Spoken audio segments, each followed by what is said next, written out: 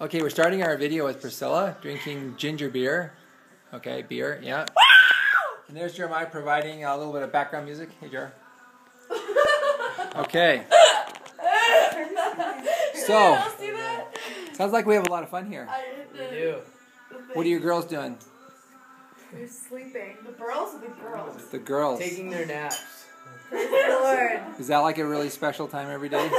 It's a very special time because we get to rest. I agree.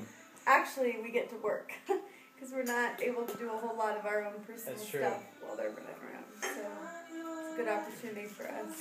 Well, you do a different kind of work because when they're up, you're enjoying them and playing with them and all that good stuff. Yep. So Ryan, what does a typical week look like before we showed up? Because I know once we were here, schedule's all different, but before that, I meet with a language helper twice a week. We also have class twice a week, and a lot of your time, more time than you would think, is running around. It takes just to get groceries, take care of all the licenses you have to get for your car.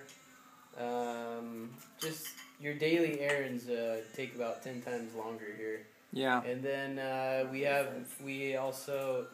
lately we've been waiting and on our visas, and we've had to go and meet with this lady in immigration and provide her paperwork, and so we're kind of always on call for her, which we have been more so lately because our visa ran up actually a month ago, and so now we're on our second month of waiting for an answer to get our visa extended for either 1 or 2 more years.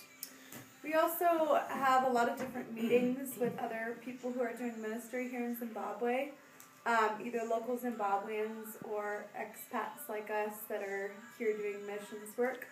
And we have frequent meetings with our team, with our supervisors there, just talking about life here and the future direction of our ministry and how our progress with Shona and relationships are going. There's several local pastors, including people at our own church, that we are involved in meeting with, as well as a lot of young people that we've gotten connected to here and there that we have over, as well as we're involved in our local church, and they're involved in a small group in ministry there. Yeah. So, Well, I really experienced that you really have made a lot of connections because we've had people over for dinner and gone out. We went out to the Goshen farm, and which is where you were 4 years ago. How is that kind of going back there after 4 years and seeing that place again?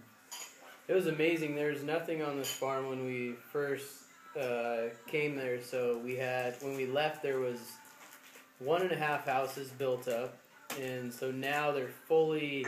The roofs are on them. All 3 of these homes.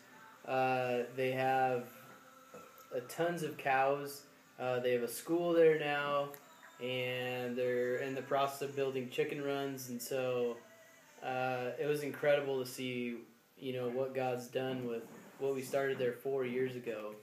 we're also excited. It was another chance for us to build our relationship with Pastor Mutatu, who's the pastor who runs that particular farm. We're hoping to be a positive influence on him and how he directs and shapes his continual and future ministry. So it was neat for us to get to see some of the micro projects on there. We especially admire his commitment to sustainability and his hopes of being fully self-sustainable in the next couple years. And so we are excited about praying and exploring how we can best come alongside and support him. Right now he's doing a lot of different things, but I'm not sure.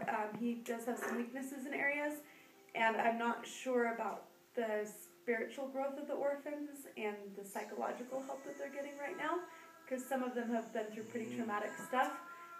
So we're trying to keep observing his ministry and see how we can complement and bless him. So it was a good time to see the farm, but it was also good to continue our relationship with him. Yeah. We've been here several years now. That's cool. Well, I've just really enjoyed meeting with Zimbabwean people. I mean, clearly, at least from my perspective, they're more friendly than the people I know in America. And spiritual openness is just, it's great. Yeah. You know, it seems like I didn't feel hesitant to talk to just about anybody, Christian or non-Christian, about spiritual things. So that's what really encourages me about you guys being here. So,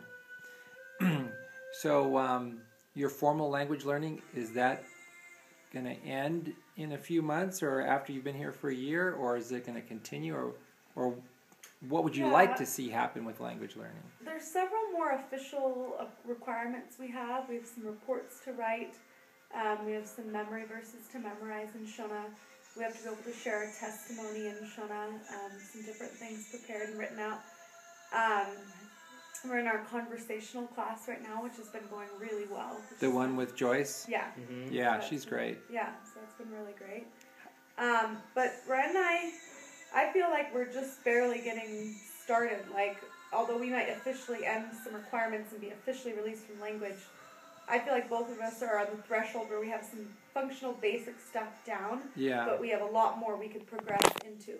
Right. So I'm hoping there's some countries, some missionaries in some countries where your language learning is at least 2 years or 3 years.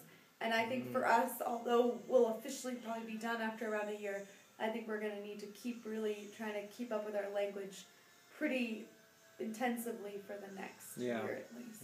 I've already shared several times with Ryan how important I think that is, because you think you know Shona and then it's only at a medium quality level, and you really want to get your expertise level up pretty good. So good. Well, it's been nice to be here, especially hanging out with Jeremiah and Priscilla and Elijah. He just left today. They went to the airport to pick up 2 more members of their STEP team. And you're having a couple people, in fact, by the time people watch this video, the Talberts will be here from Westgate. So that's kind of cool. And it's just a husband and wife, and their son is here. Are they bringing any, do you know if they're bringing anybody else in their family? That's it. Okay. Just them, That's great. So they'll be here for a while. I think they're only going to be here in the country for 12 days. They want to do, from what Glenn said, they want to do a lot of stuff in 12 days. So big falls and lots of ministry. Yeah, absolutely. So we're excited to have them here. So are there like wild animals walking the streets of Ferrari? Yeah. Yeah, today Giraffes we and almost ran into an elephant. But no wild animals, but they're about 15 minutes away. Yeah, So at Lion and Cheetah Park. morning. That was cool. That was a lot of fun. I'm sure we'll show some pictures of that stuff. Well, good. I just really also want to say thank you to everyone for your faithful support and encouragement of us. These have been a really great last 7 months that we've lived here, but they've also been tough in a lot of ways, so we really appreciate your encouragement and support and prayer. Yeah. So thank you for not forgetting about us. It's a joy every time we get to see and hear what is happening in your lives as well. So when we send out newsletters, we love getting responses back about what's taking place in your family's life or your ministry or your work. So thank you guys so much. Yeah, good. Well, I'm sure we'll show them a couple of videos of Hope and Mercy, Tariro and Nyasha. Good job, Dad. All right. Okay. That's all for now. Ciao, Nana. Bye.